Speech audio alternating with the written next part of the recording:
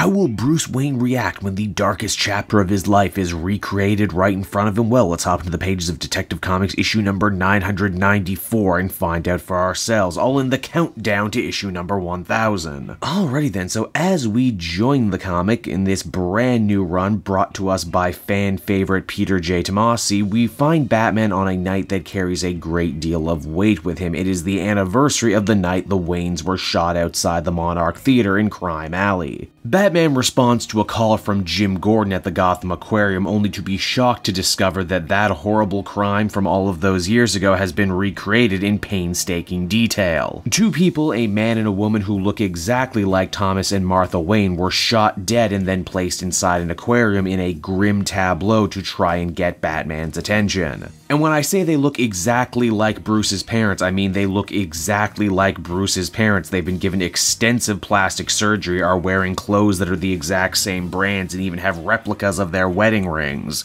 Gordon mentions how the Wayne's murder was the very first homicide he ever investigated as a cop, and for Batman, well, that was his first murder case too, really, when you stop and think about it. Now, as you might have guessed, being forced to once again come face to face with the death of his parents has Batman in a glass case of emotion, but he can't let that betray him, or else Gordon will catch on to the fact that he's connected to the Waynes and might even be Bruce Wayne. Unfortunately for our hero, these precise personal attacks aren't stopping there. Later that night, Leslie Tompkins, Bruce Wayne's oldest friend, comes under attack. And hey, if you've been paying attention since the New 52, you'll probably realize that DC Comics, and especially DC artists, really don't know what Leslie Tompkins is supposed to look like anymore. Is she old? Does she have gray hair? Is she middle-aged? Does she have brown hair? We don't know. Seriously, she's like a messed up Benjamin Button. She's been aging backwards and forwards at the same time. What we know for certain, though, is that she's being chased around her clinic by an actual monster, a big hulking thing with 4 arms that throw a bat signal at her. Which is actually a nice, subtle little story hat tip to show us that this monster might not be mindless. It knew exactly where to attack one of Bruce Wayne's oldest friends, but also to subtly let it be known that he's Batman. In fact, attacking Leslie Tompkins in general was nothing but a ploy to try and force Batman to come to it, which Batman absolutely does. Now, Leslie is able to see through this ploy as well, and heroically tries to bat the monster away. It does not go well for her, and she ends up getting thrown off a building before Batman can arrive. It's a very close call, but the Dark Knight is able to swoop on in and save Tompkins before she ends up as street pizza, but unfortunately, before she got thrown off the roof, the monster breathed some sort of horrible toxin into her, a Joker toxin, which, as the comic winds down, begins to morph and twist her into a gibbering mass of madness. And so, that was Detective Comics issue number 994, everybody, and I gotta say, Tomasi gets his run off to a great start. He really excels at Batman's internal monologue. It's nice to see a Batman story where keeping his secret identity is actually a priority and not something that's taken for granted as it is in a lot of other places. Mahnke's art is really nice too. I especially am a fan of those first couple pages where they pretty much walk you through everything you need to know about Batman's origin, so if this was your first Batman story, you could easily have picked up from here.